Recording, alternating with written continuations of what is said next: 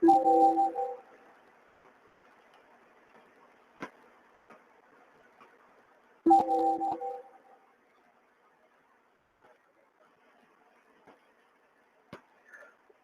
evening, everyone.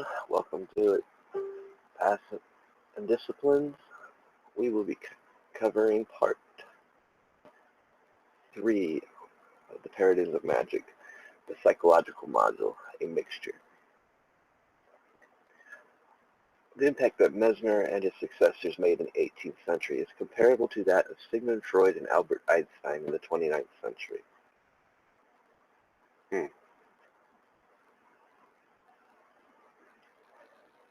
Freud and Einstein were revolutionary pioneers of a fundamental, radical change in thinking that drastically shook up the mechanistic views of the world until it eventually burst.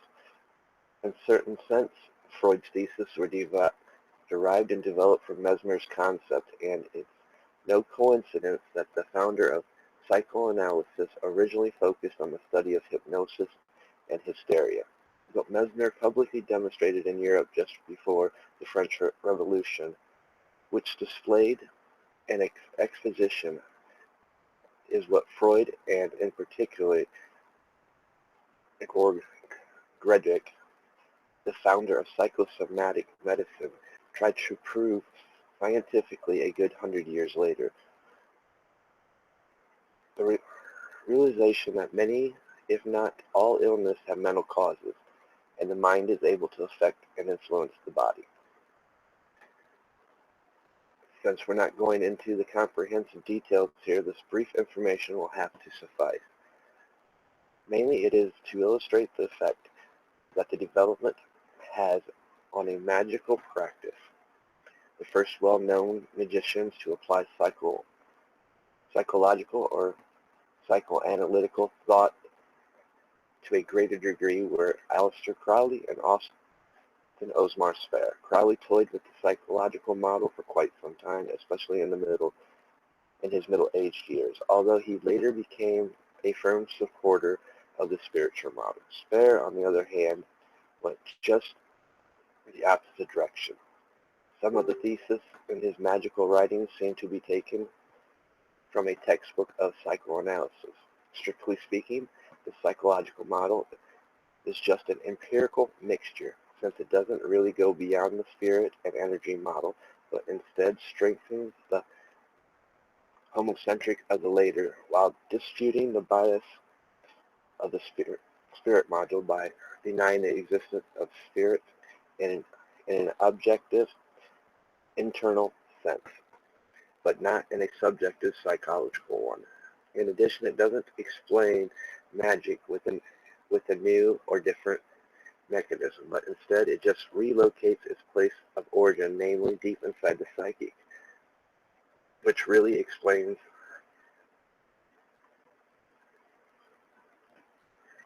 explaining the way it works. Of course, such a claim needs to be proved according to psychological model. Magic is merely an animistic phenomenon.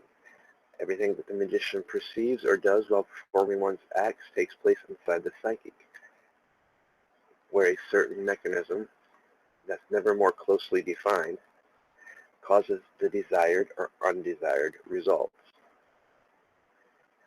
The authority responsible for magic is the unconscious mind, or accordingly to Spare, who used Freud's terminology, the subconscious mind. This is where all magic activity takes place. The supporters of this theory, and these include nearly all modern-day authors of magic, have mentioned a word about how the subconscious activity performs this miracle. But above all, with this module, the magician becomes a psychonaut. While one needed to be a spirit trader and later an energy traveler, one now becomes a journey to the soul by exploring the eternal realm of the psychic and mapping it out. One learns the laws that can help take magical control over one's own life and the world around. This is why we do things with such repetition, so it is no longer a memory but thought through action. The most powerful spells are the ones done through silence, where it is not spoken out loud, but spoken through the form, through thought form, our true will. The mixed form nature of psychological model can be recognized by the fact that a practice has shown it can be superbly combined with other two models that we have discussed so far, which is indeed quite frequent.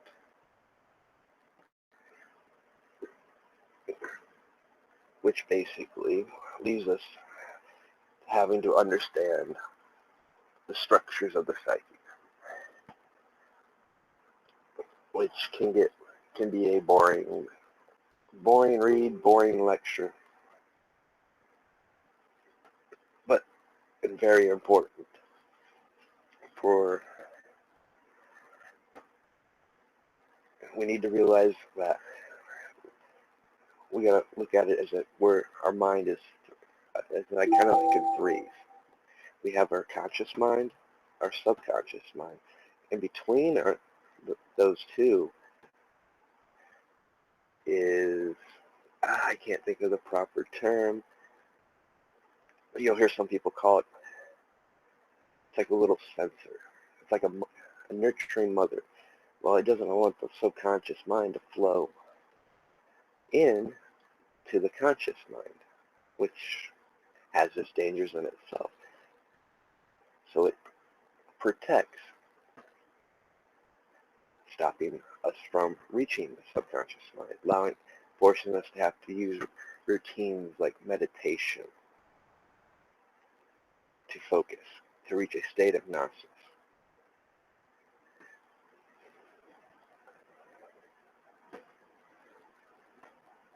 The trick is being able to show that sensor that we're not endangering ourselves. It doesn't need to protect. So we don't have to spend hours in that meditation to reach that subconscious part where all magics take place.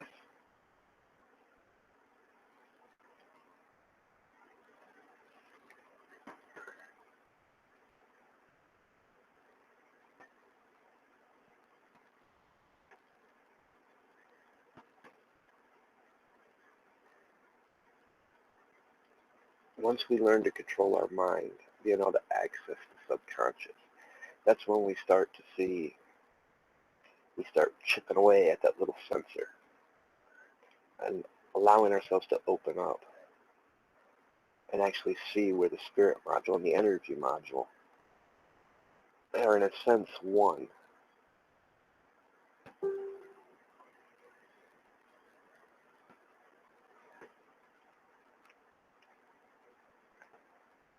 It is basically allowing ourselves to become ones with ourselves, mind, body, and soul, so to speak.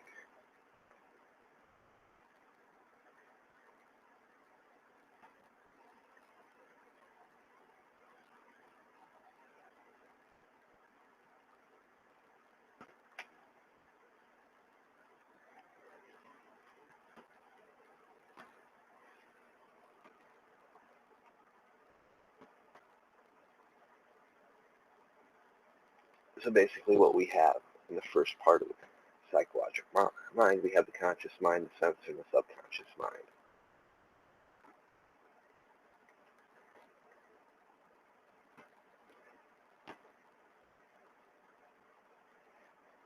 The sensor, it represents a two-way filter. On the other hand, it ensures the selective perception of the stimuli of the outside world.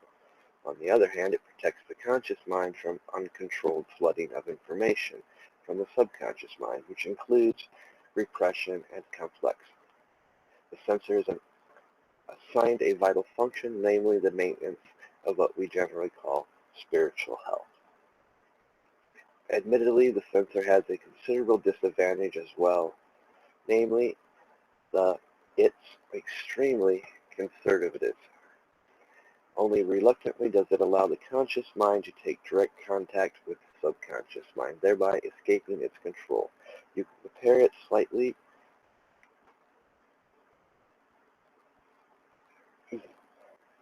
to a slightly distrustful palace guard, a loyal, brave servant to his masters, but sometimes too worried about his own safety to allow and emit new sensations without careful examination. Actually, one of the most important tricks of magic is temporarily turning off the sensor in order to tap directly to the source of power, which is the subconscious mind, and assigning it specific tasks. This happens through magical tools or gnosis trance. This state often resembles the hazy period just before falling asleep, in which the conscious mind is still active but quite subdued. In this state, it can exchange information directly with the subconscious mind, e.g., in the forms of images. During the magical trance, the sensor is in a way put to sleep. Ideally, it would sleep very lightly and only wake in an emergency. By the way, this corresponds to the sword of magic. Thus, we now have the complete structure of magic that corresponds to the chart below, which I don't got to show you, but it goes in imagination, will, trance, magic. In comparison, chart 3 reflects the same concept in the form of the mathematical equation. It would be best for you to study these charts and carefully and even memorize these, since we will be running into similar formulas throughout the course of study. This isn't such a game. On the contrary, formulas are mnemonic abbreviations to help us memorize rules and laws from which practical derivatives can be gained. Our goal here is to point out the basic structures of magic and to clarify them. In this respect, this is an entirely new concept, since most of the magical literature available today is written like recipe books. Instead of explaining the basic laws that govern magic, most authors, even older ones, usually provide individual recipes, rituals for protections from an enemy, magical glyphs for happiness and prosperity, amulets to prevent plagues, mantras, magic words, or power words for attracting a prince or conjuring spirits, and so on. Even and especially the traditional literature of most recent times follows this principle. Unfortunately, we're often misunderstood here is the fact that such recipes are not effective automatically by themselves. This is a mistake that many people make, especially beginners, continue to make again and again. They constantly search for the real, true, 100% effective ritual or ultimate magical formula. Even today, which, by the way, guys, there is none. The only ones that are the ones you create yourself. That's why I've done videos on about your ritual tools and why we create them. That's why I'm doing these lecture courses on the paradigms of magic, and which is why I am now reading you the basic structure of the psychic to help you grasp and fully understand. Even today, there are more than enough quacks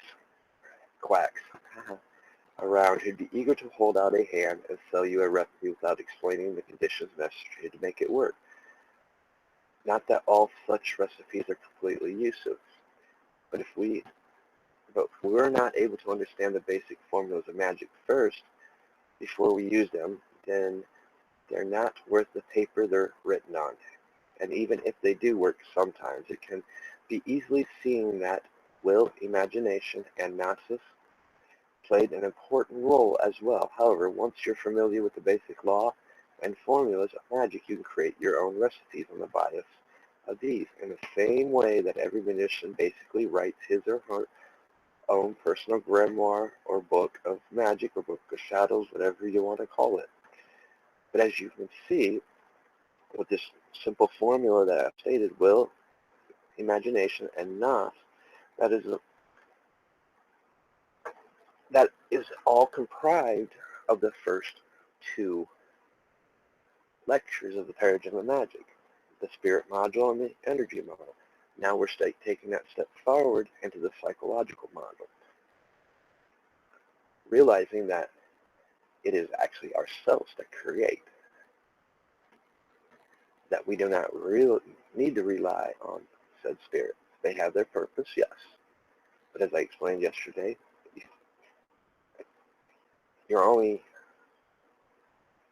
you can only do what energy you have. But most people fail to realize there never should be drained, because it's all around us. The universe, this earth, people, plants, animals, everything produces energy. Clear to the simple rock on the ground has energy in it. The ability to channel our mind to shut the sensor down or put it to sleep and reach our subconscious. I want to go one step further, and then somebody can correct me if you think I'm wrong. This is just a little theory that just came to mind. Consider our subconscious as like stepping into the astral plane or the ethereal plane, where we do our magic before we cast it into the abyss, where all creation is created. From out of nothing, we create. Some would argue that our subconscious is merely our soul. I don't believe that, but it's a theory. Just like it's a theory that when we access our subconscious, we're leaving the material plane into the outer planes. And that comes from other thoughts, from other things. I'm probably getting a little ahead of myself there, but just a little example.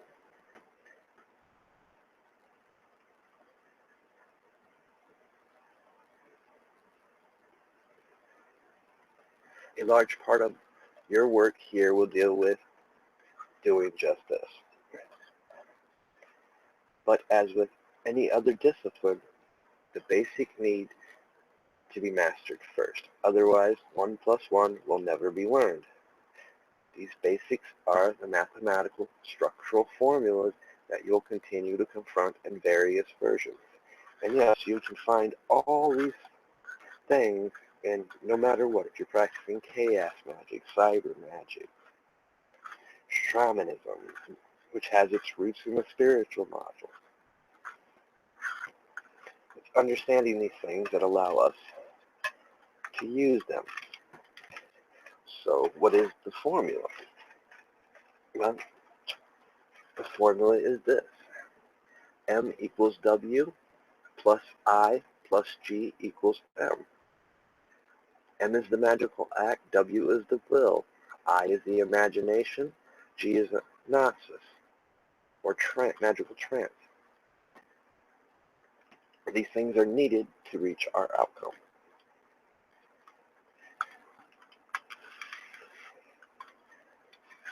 As seen in the above statement, we can see that the focus of magical education must be on training of the will, imagination, and trance in order to enable effective work with this paradigm, or model of explanation. Here's a basic maxim you should learn from the start. Diligent practice on a regular basis is a key to acquiring magical skills. Repetition. As you remember, as I said, in the psychological model, it is all about repetition until it is ingrained in our memory to where it just becomes action without thought.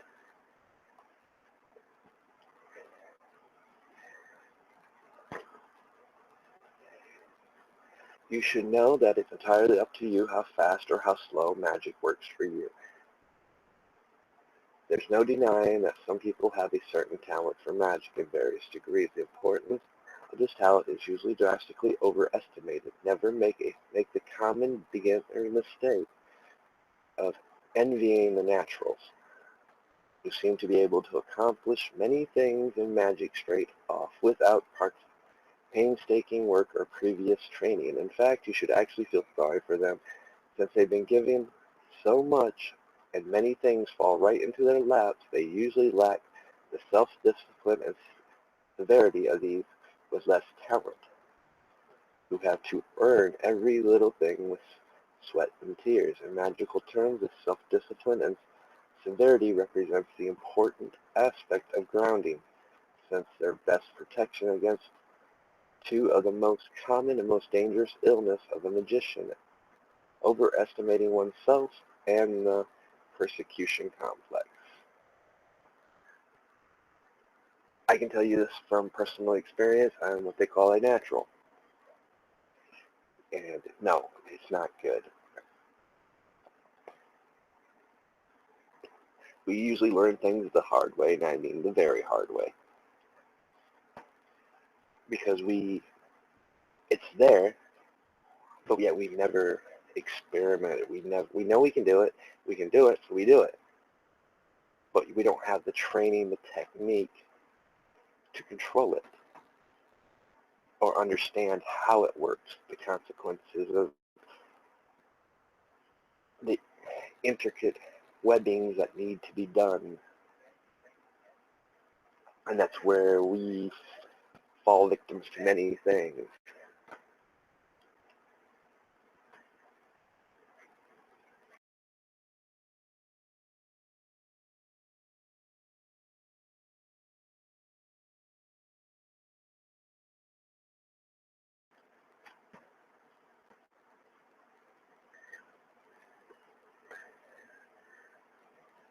You know, yeah, it's great to be able to learn all that stuff, but you need to actually understand the structures, the basics, because just having it at your disposal without the wisdom behind it, you haven't built your foundation. And without a strong foundation, you're going to fall. A good magician is humble in the same way a good warrior is humble. One knows his or her own limits way too well to be deceived by wishful thinking. A warrior never makes the mistake of understanding a problem, the enemy, or the challenge. He or she thinks and acts economically with a minimum of effort and maximum efficiency. The warrior is a sound character because he or she learned to master willpower through training and knows how to distinguish between judgment based on emotion and those based on facts. Ideally, the magician is a technician without being a technocrat. Someone who masters one discipline to a T and knows its legitimacy as well as its weakness, and he or she respects and admires one's trade and all those who have learned it and are learning. All these qualities are rarely just handed to a person. They have to be acquired through hard work. Natural talents often tend to oversee these requirements and usually learn the hard way by running into walls or through painful process of mistakes and failures. Andy, Clemson won.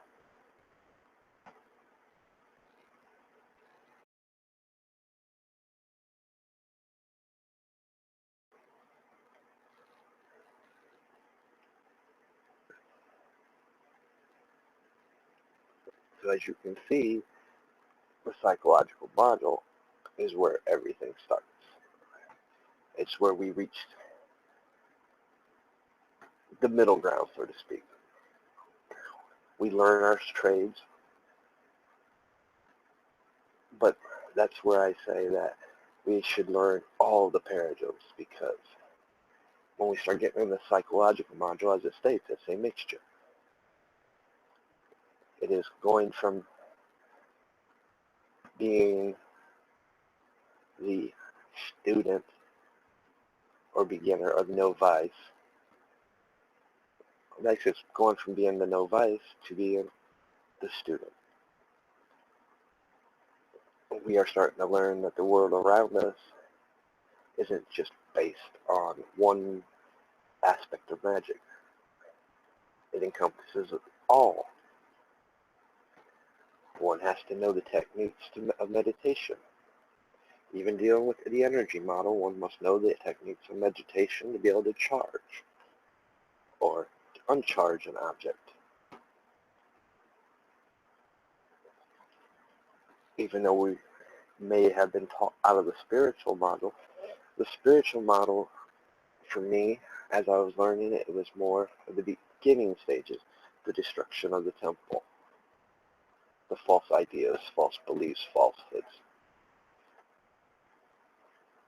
working with the spirits, learning how to walk the tree, learning the intricate things to weave when it came to the energy, the synchronicity of it.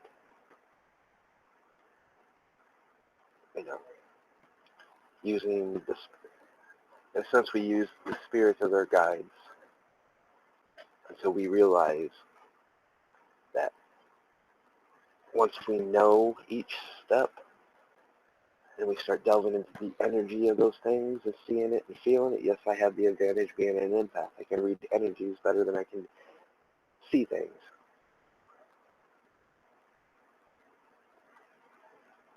But there's so much more.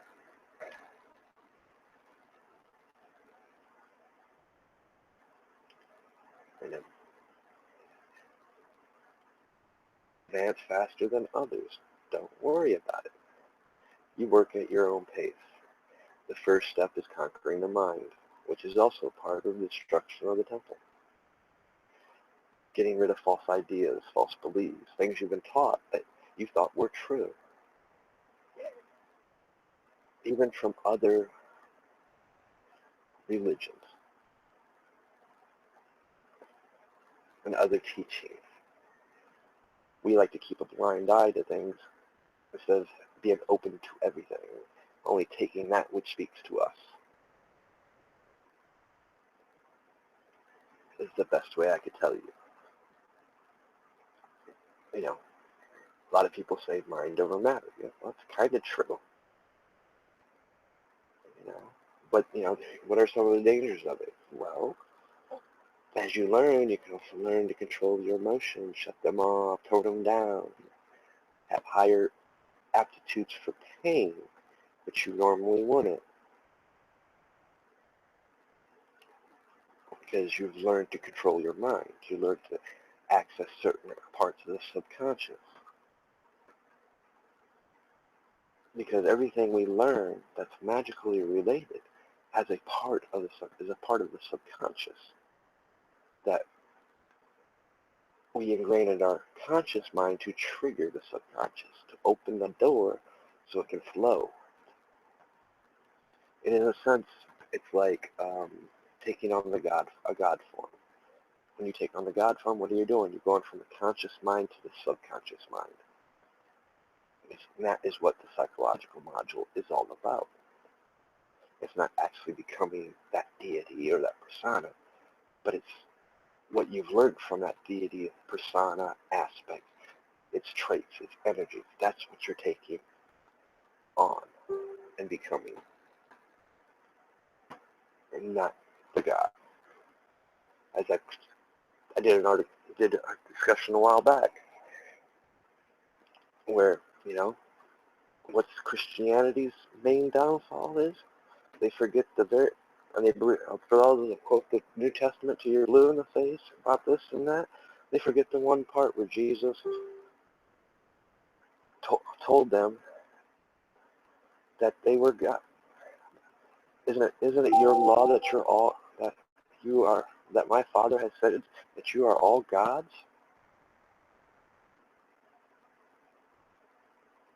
It's right there in the New Testament, guys. He just repeats what was said in Psalms, where God stated, we are all gods. Depending on which version you read, we are all gods, only subject to the one true God. Does not their Bible also state that we have dominion over all things on heaven and earth? Which that alone brings me to the fact when it comes to dealing with the spiritual module. dealing with spirits. There's no deals to be made. There's nothing in trade, nothing to be given. They have no choice but to do my will or your will, because we have dominion over them. They have to obey and listen.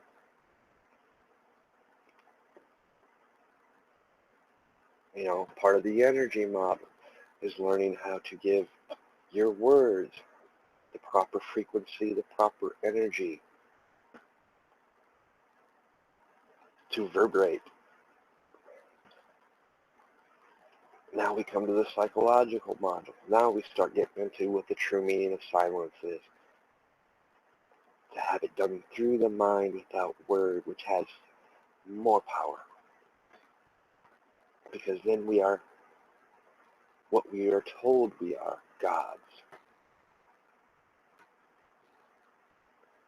Our creation is through our subconscious mind, vibrating the energy out from us and around us, through the heavens and back.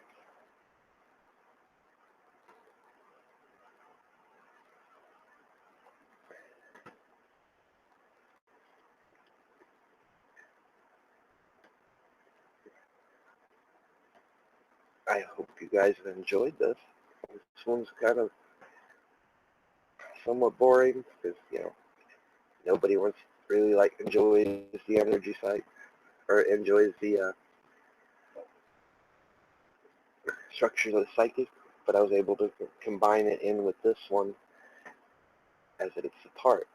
The next part I will throw in the second part, because believe it or not, there's a second part to the psychic, the structures of the psychic. And I also will explain further how to access, different ways to access trance.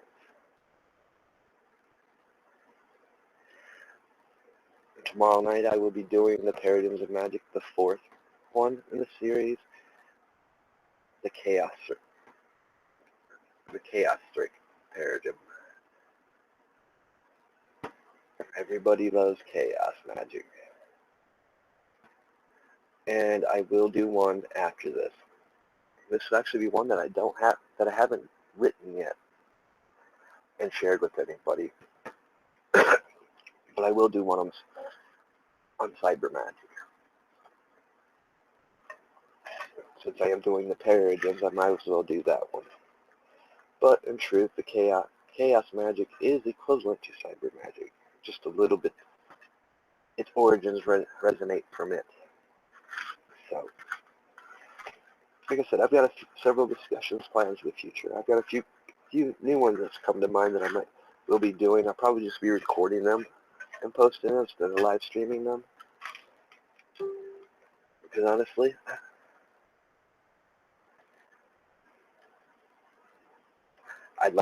what I would like to be able to do is be able to have a question and answer session after each live stream, or just be able to bring people in to share their own ideas and what they believe, so we can learn from each other. But I am enjoying doing these, and as long as I'm enjoying them, I'll keep doing them. Eventually, we'll get there to where people will want to participate and actually like the videos and share them and subscribe to the channel. Because guys, you know, I enjoy feedback. Your guys' feedback helps me to get creative, create other videos. I learn from your feedback, just like I hope you learn from what I've been teaching and lecturing you guys on. And I must say, don't take everything I say as fact.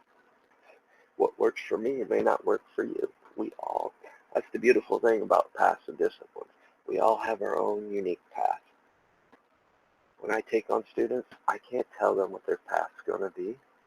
All I can do is teach them the fundamentals, help them build their foundations. They know what, they will eventually find their path. I'm just the guy with the keys dangling in front of them that unlock their doors.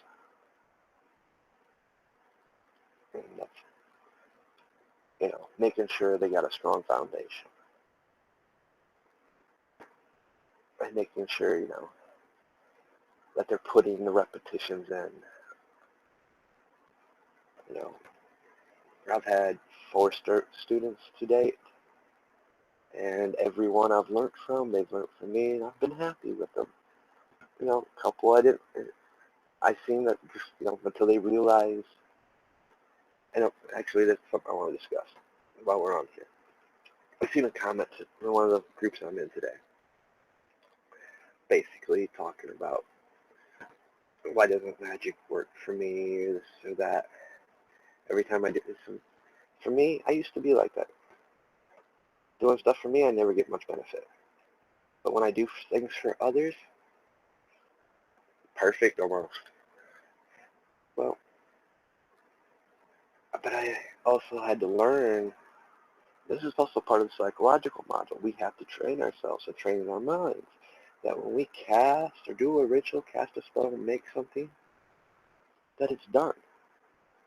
We have to forget about it and know that it's going to manifest. Once we let go and cast that, it's already being made manifest.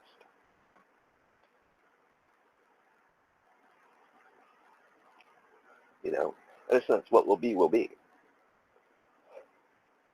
We have to know that 100% that what we've done is done. Now, some people call me an optimistic. Well, I have reasons to be always be optimistic, especially when I can feel it and know it.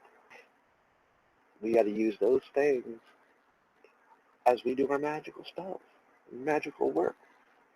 We have to know 100% that it's going to be. It's not being an optimist, it's being convicted to our knowledge that when we do something, it is done. And that it will manifest when it is time.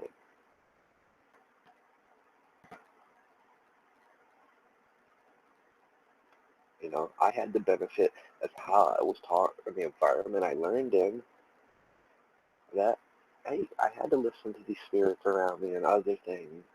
And when they said everything will work out, and I'm sure a couple of my students will tell you, oh yeah, he always says everything's going to be fine, everything will work out, and it usually does. 99% of the time it does, unless it wasn't meant to be. That's the only time. 1%.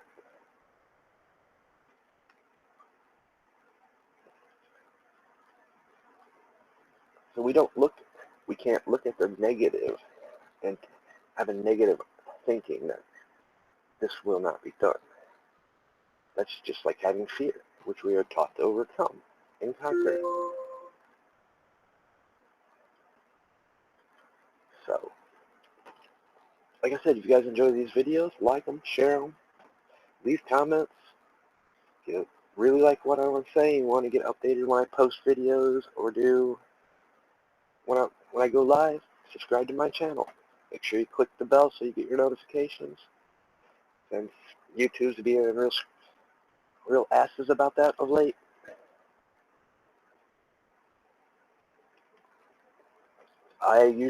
When I do live streams, I usually do them around 11:30, 12 o'clock. I start them. I'm on the East Coast time, just mainly because it's the quietest time around my house. There's no distractions or anything going bump in the night. Or during the day, no dogs barking. You guys get the point. So it's the best time for me. But I'm willing to work with people's time zones too. I only sleep 4 hours usually. All I need. That's truthfully, all anybody needs is 4 hours sleep. Not the 8 hours that the doctors mislead you with. There's sometimes your body tells you what you need. Listen to your body. That'll help you learning how to listen to your subconscious. It's by listening to your body, being more open to your surroundings, and learning from everything. There's a message in everything, guys.